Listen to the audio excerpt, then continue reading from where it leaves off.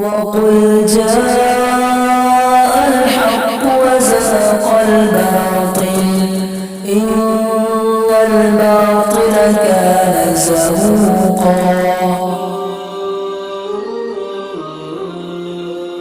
خبیث کو ماروں، ننگا کر کے اس کو ماروں، جو کھانوں کو حقیر سمجھتا ہے اور جو بڑے مزیدار کھانوں کا شیدائی ہے، اس کے بغیر کھا نہیں سکتا وہ، اس کو ہوٹل میں جانا پڑتا ہے کھانا کھانے کے لیے۔ ہوٹل کا کھانا جانتے ہو کس طرح کا ہے؟ خدا کی قسم، جب تک مجبوری کی ضرورت نہ ہو تب تک ہوٹل کا کھانا کھانا تبھی نیک لوگوں کا مزاج نہیں ہوتا۔ کیا لوگوں نے سمجھا ہے؟ کیا ہے دین؟ داڑھی رکھ لی، کرتا پاجامہ پہن لیا، سمجھ گئے کہ ہم بڑے دیندار ہو گئے۔ یہ تماشا ہے، تماشا۔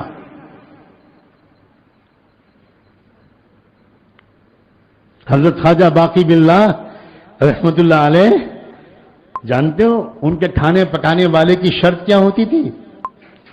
فرمایا کرتے تھے، میں صرف اس شخص سے کھانا پکواتا ہوں جس کا دل ایک لمحے کے لیے اور جس کی زبان ایک لمحے کے لیے اللہ کی یاد سے غافل نہ ہوتی، کیونکہ اس کے ہاتھ کے پکائے ہوئے کھانے سے دل میں نور اترتا ہے۔ فرمایا کرتے تھے کہ جس دن میرے پاس ایسا کوئی پکانے والا نہیں ہوتا، میں روزہ رکھتا ہوں اور شام کے وقت میں دودھ سے یہ لسی سے افطار کر لیتا ہوں، کوئی پکی ہوئی چیز نہیں کھاتا جب تک کہ ذکر میں ڈوبا ہوا انسان میرا کھانا نہ پکائے۔ یہ تو مقام ہے ہمارے بزرگوں کا، اور ہم جا رہے ہیں کافروں، مشرکوں، ناپاکوں، جنوبیوں، بدکاروں اور فاسقوں اور فاجروں کے ہاتھ کے کھانا کھا کر، اور وہ بھی فاسٹ فوڈ کھا کر اور جنک فوڈ کھا کر اور چائنیز فوڈ کھا کر، جس میں جیلیٹن ملی ہوئی ہوتی ہے، اور جیلیٹن حرام ہے، اس میں کوئی شک نہیں ہے، کوئی شک نہیں۔ کوئی چائنیز فوڈ جیلیٹن کے بغیر نہیں بنتا، کوئی جنک فوڈ جیلیٹن کے بغیر نہیں بنتا۔ ہمارے یہ نوجوان کیوں اپنے آپ پر ظلم کر رہے ہیں؟ یہ خنزیر کھا رہے ہیں، خنزیر، انہیں کچھ خبر نہیں۔ مزہ آ رہا ہے ان کو، مزہ آ رہا ہے، لا حول ولا قوت الا باللہ۔ ان کو نماز کی توفیق کیوں نہیں ملتی؟ ان کی فجر کی نماز آنکھ کیوں نہیں کھلتی؟ اللہ کہتا ہے فرشتوں سے، سلا دو اس بدماش کو، اس کو میں اپنے سامنے کھڑا ہوا نہیں دیکھنا چاہتا۔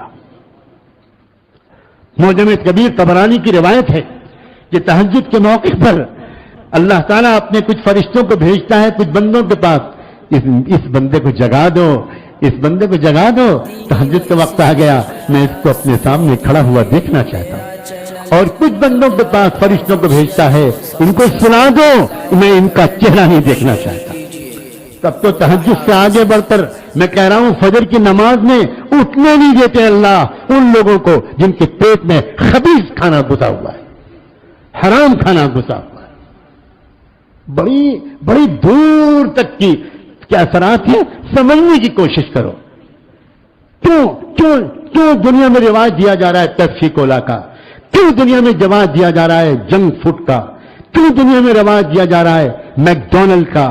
کیوں دنیا میں رواج دیا جا رہا ہے؟ احمقوں، میں آج میں اپنے لہجے کو سخت ترین گزارنا چاہتا ہوں۔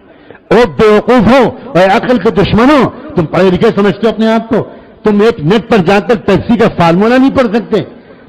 تم جا کر میکڈونلڈ پر ریسرچ نہیں کر سکتے؟ میکڈونلڈ میں لندن میں انسانوں کا گوشت پکڑا گیا ہے، پہلے گھوڑوں کے گوشت کی خبر آئی، گدھوں کے گوشت کی خبر آئی، انگلینڈ کے اخبارات میں فوٹو چھپا کہ وہاں مردہ انسانوں کا گوشت میکڈونلڈ میں استعمال ہو رہا ہے۔ اور صرف گوشت استعمال نہیں ہو رہا، آپ لوگوں کو خبر نہیں ہے کون کون سے کیمیکلز ہوتے ہیں، جن کیمیکلز کے اندر ایک بغاوت کا مزاج پیدا ہوتا ہے، اس سے بغاوت کا مزاج پیدا ہوتا ہے، نفرت کا، ریوولٹ کا، بڑوں کے خلاف کی بات کے نہ ماننے کا مزاج پیدا ہوتا ہے۔